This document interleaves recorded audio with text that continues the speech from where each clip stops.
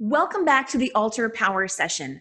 My name is Kim O'Neill, and it's my honor to bring you our second video series, Inspired by Crisis, where we'll be speaking with some of Alter Global and Transformation TV's worldwide experts on how to navigate change and uncertainty in times of crisis.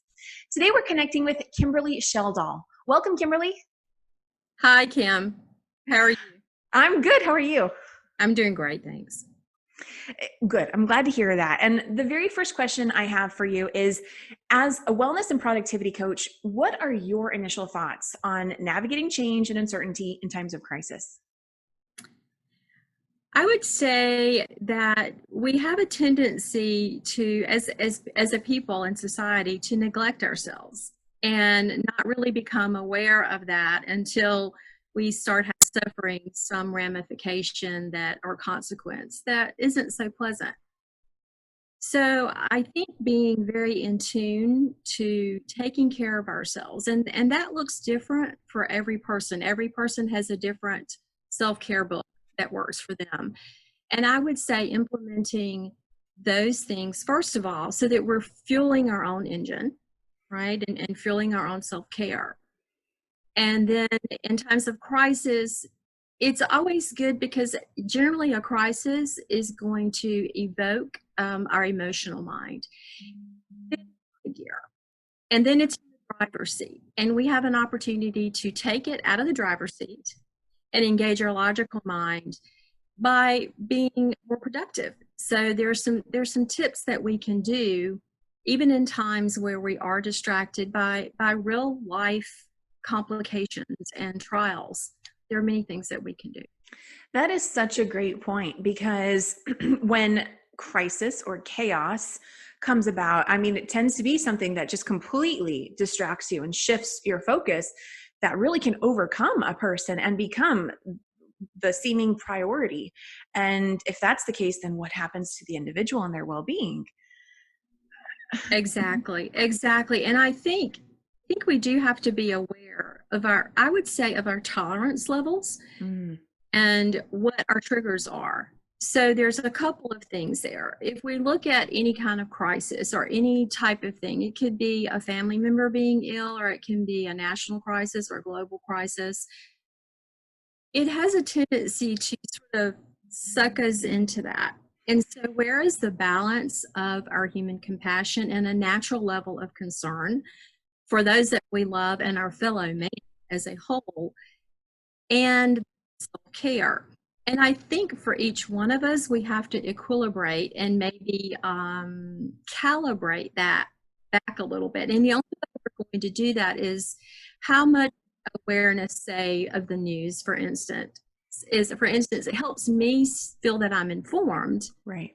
And helps me feel that I know what's happening so that I can do the best thing for myself or my family, versus how much is overload, where I'm spending, an amount of hours watching television or being pulled into this that really doesn't make me feel good. So that I'm not saying to people that I would expect for them to put on rose-colored lenses and pretend the reality of the moment isn't real. That is not. It's called rational optimism. So you embrace the actual reality, but you also you don't look at it. You lend itself to something happy or positive. And even in the midst of a crisis or in the midst of negativity, there is always something positive we can hang our hats on. And I think that gratitude, going back to that, you didn't ask me this, Kim, and I don't mean to just keep belaboring here. No, I think it's great. Go ahead. Okay. I think for me personally, I open in the morning, most of the time. This is what I do. Get in a routine. In the morning, I want to start with gratitude and a little meditation, because I use an app. I won't do a promo for the app here, but that particular one, I mean, of course, I'm focusing back on my breathing, but there's always this it could be talking about self-love, or it could be some little snippet of something of an intent or a reflection for the day. I find that when I do that, and I also practice yoga, I do some form of cardio exercise. So when I have to do all these self-care things, then I feel that I've filled my own tank. Mm. And I have to also be aware, and I'll give a personal example. I'm not so much of a morning person, and I like that solace of time to gear myself up. My husband, on the other hand, is like the ever ready, bunny rabbit. He can come down and he can start, talking and sharing about the news. And in fact, that did happen. And after, an iteration of this long list of things, I said, I really, really need some time before I can hear that. I definitely want to hear that. And I want to be informed about it, but I just can't listen to that now. So I was aware that it wasn't the right time for me to absorb that information. And so in the evening, though, when I'm more alert and I'm prepped and I feel that I've got some things done, I'm totally fine with doing that, with taking in the information that I think is critical for me to know. Now that is, of course, when we have the luxury of timing, when we take in information, we don't have the luxury of getting that unexpected phone call, right? We don't, but that's when we have to adjust. But if one can do that, I think it's really relevant and to do that and honor what works for an individual. So that's one thing. And also when I spoke about earlier that it's great to be able to that emotional mind. Well, when we engage too scientific, and I'm not a neuroscientist, but when we engage our prefrontal cortex, it just like calms that limbic system down. We can't be thinking logically and, I don't know, composing emails or playing a brain or Sudoku or whatever. We can't be doing those kinds of things and still be overly emotional. So it's very important to throw yourself into something that you have to start thinking and engaging that logical mind. I'm hearing such importance on being mindful and aware of what your needs are and making that a priority to focus on that.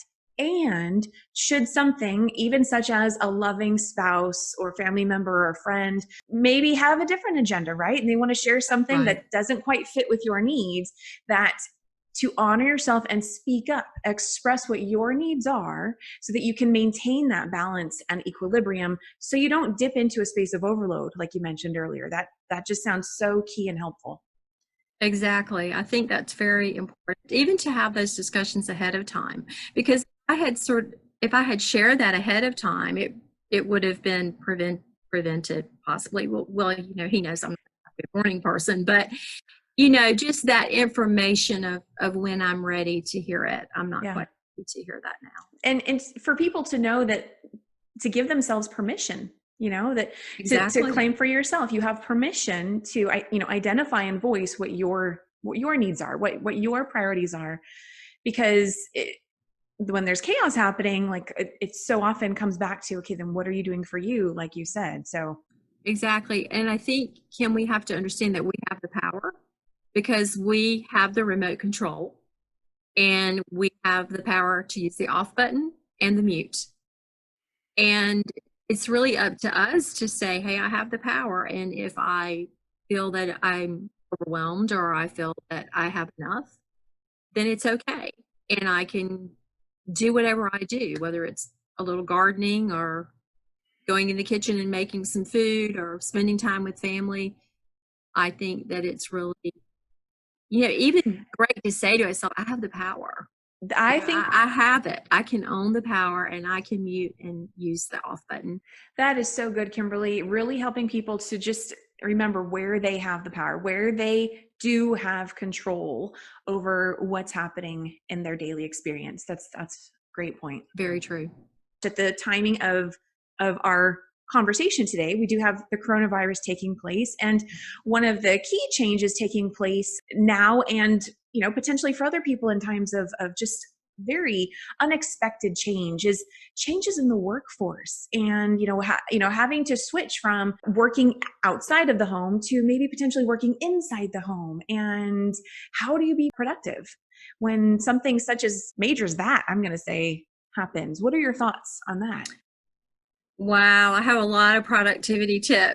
But I wanted to do a shout out to one of my guests, John Zaratsky. He formerly worked with Google. He was a product designer, and he and his colleague were part of the Google design sprint process. So during that process, they helped like 200 startups that then some of them became like Uber and Pocket and these companies that we know now. But the whole idea was 5 days. This is the problem, and we want to have a solution. And they were not distracted with all the other things that they could have been distracted by. So this team, Time Works, Make Time for What Matters, they devised a system for individuals and business. But some of the things in the book, of course, I read the book because I interviewed him, and some of them really stood out to me. From if you really like to schedule and pack your calendar, you can do that. But this particular one really stood out to me. And it is, you think about a stovetop, and there's the front burner, the back burner, and the burners on the stove and the kitchen sink. If you're in the kitchen, and I like to cook, this really resonated with me. So you pick a highlight for your day or for your day, or even the morning. I generally pick a morning highlight and an afternoon highlight if my day is allocated for that. And it may be that you want to have 60 minutes of focus time on one thing. It could be catching up emails. But what I have found that is helpful is course creation. I want to have highlight, 60 to 90 minutes focus time. And that's what I do. My phone is away. I'm not distracted by social media. I don't have the television on. That's what I do. And then I give myself little breaks between there. And then you can have a highlight that is, this is my, catch up on emails between, 10:30 in the morning and again at 4:30. So I think there's many things, but that has really worked for me to pick those pockets of time where I'm really going to focus on one thing, because it's not even accurate that we can multitask. If we're good, we do well at efficient attention switching. But we really, once we get in flow of something, we need to stay in flow. And whatever that flow is, whatever the highlight is, it might be cooking dinner with your family. That might be the highlight, or cleaning out the garage or a closet, whatever it is. When you move forward, you check it off, or you move forward in the process, you're getting a little dopamine. You're feeling what you're making time for, and it's very deliberate. I love that method, and I found it effective. And the tip for the audience that I would share is the days that I just mentally think about the highlight, I'm not nearly as productive or efficient. Writing it down is like a commitment between me and that piece of paper, between myself and my brain, that this is really what I want to do. And of course, there are things that sometimes are going to come up and make you shift. But there's also times when do we sit back and think about, what are my boundaries here? Is this really, is someone else's priority becoming my priority because it truly is a priority? Right. Or because that outside source wants to take that. And I think, again, very deliberate, not selfish, but very deliberate about the boundaries that we put around that. Oh my goodness. It really sounds like by being deliberate and committed to what it is you want to accomplish, and really the act of writing things down, that's another way that people can feel empowered and like they're reclaiming their power, and also a sense of control in a time when things outside of them may not feel like they can do anything about. That's beautiful. Exactly.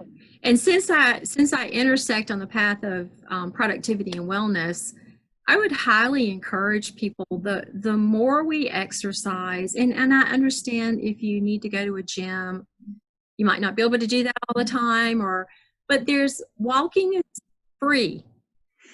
And it is, one of the best things to put the feet on the pavement and just go for a walk is one of the best things that we can do for ourselves. And I sit here saying I'm guilty of when it's too cold outside, I'm a wimp and I just don't like being outside when it's cold. So I tend to think, oh, maybe tomorrow it'll be a little warmer, a little sunnier, and I might, I might melt if I go outside today because it's raining or something ridiculous. But I do encourage people to really take advantage of the benefits of exercise. Mm. Will help their mood and help their ability to handle stress. Yeah, absolutely. And I mean, I would add to that I know that when it's not easy to go outside for whatever reason, I mean, I know I myself and people I know, we sometimes even just walk in place at home or walk in, I mean, like just be moving the body Walk in a circle. Exactly. Walk in a circle, get that blood pumping. It still makes a difference. It does something for how you feel throughout your day. Does. I also think that generally, and I am so guilty of this, I know that I should take like the Pomodoro method. I don't know if you know about that, but you work for about 20 to 30 minutes and you get up and you take a little break, and then you work and you commit to, you either take a longer break after 3 or 4 units or something like that. And I am terribly guilty of, I'm in flow right now. I know I need to get up, or my watch tells me to get up. She's like, you need to stretch. And it really is better for us to get up. Do we not owe ourselves at least 2 or 3 minutes to get up and fold over or stretch, do some simple things that would really help us, or walk to the kitchen, get a glass of water? And I think that those simple things help. That's great to point out. Yes, it sounds like, moments throughout your day where you can continue to fill up your cup, not just one time in the day at the morning, but throughout your day repeatedly. Exactly. That's wonderful. People are frightened about health, and people are frightened about our economy. And he spoke about 2 different times when he was concerned about his business. And basically he got to, am I okay today? Am I going to be okay this week? Do I think I'm going to be okay this month? And living, it seems so simple, but trying to live in the moment when you have real life concerns, that's very difficult. But I find myself doing that. I'm okay today. My family's okay. What is the difference, if you had to really define it, what is the difference that it makes in your life by being more present and just in the present moment, not worrying about the future or the past? I think for me, it allows me to, if I go for a walk, I actually see the azalea blooming. I'm not consumed with, I actually hear the birds chirping, and I can enjoy those moments better because they're not all bad, right? Those moments are not all bad. And I think being aware allows me at the end of the day, when I close my day, to be grateful for those things that were good, for the beauty in nature and those types of things. Where we're all consumed with tomorrow and next week and next month, then I won't even recognize it. I won't even see that beauty, and I can't, cherish that at all because I won't be able to see it. The other thing I hear is really this whole topic of self-care and now mindfulness and exercise, all of these things to really help support your well-being and your wellness, is what a difference that makes for when that person is no longer experiencing a time of chaos and the crisis is now past, and the sun has risen again, so to speak. How that gratitude and all those practices of taking care of yourself throughout are going to make for an easier transition into experiencing a time where there isn't a crisis anymore, versus if someone had been in a state of total distraction and maybe anxiety and fear and frustration and all of that, and then all of a sudden the crisis isn't there, what a hard shift or turn. And I wonder what that would do to a person's system and well-being. That thought just came up. Do you have any thoughts about that? Well, I think we all have a tendency to, we're doing one of two things most of the time, and we have to fight in nature. We're either living in the past and reliving moments that have already happened that we might have been angry about, scared, frustrated, but it's a negative emotion generally because, you know, what the 5-to-1 thing, but the things that we do really remember are special emotionally in our hearts or positive events as well. So we tend to reflect over, you know, maybe bad things or not great things, or we're looking out into the future, just hoping that the next event in our life, you know, I don't know, when you get married or graduate from college, get married, buy a house, make $1 million. I mean, whatever the next thing is. But the problem with that is it's a goal, but it's always changing. So the more you're reaching for that goal that consistently and is always changing, it just becomes frustrated because you can't be happy in that moment, not be happy where they are today.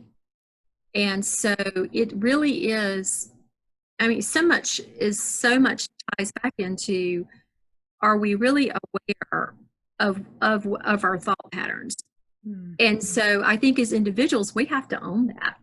You know, I have to own, I'll admit something to the audience. I didn't get to catch the news yesterday, so I did something really less than intelligent. That's my nice way of saying it. It was less than intelligent. I decided to start watching the news at about 11:15 last night. And I go to this whole briefing and watch the news. Now, while it really didn't impede me going to sleep, I sat up too late. Yeah, I think I'm in such a state that for the most part, things don't bother me to the point where I don't sleep. But I didn't really get quite enough sleep because of that. So who owns that? I do. I know that wasn't a good choice. So I think that the only thing we do is reflect and say, okay, now I will do better. Wasn't the best choice. So that is what I would say to anyone. I would coach anyone on that. We can't be perfect. We're not always going to make the right choices. We will, if you set the high, it doesn't work, then, you know, tomorrow is another day.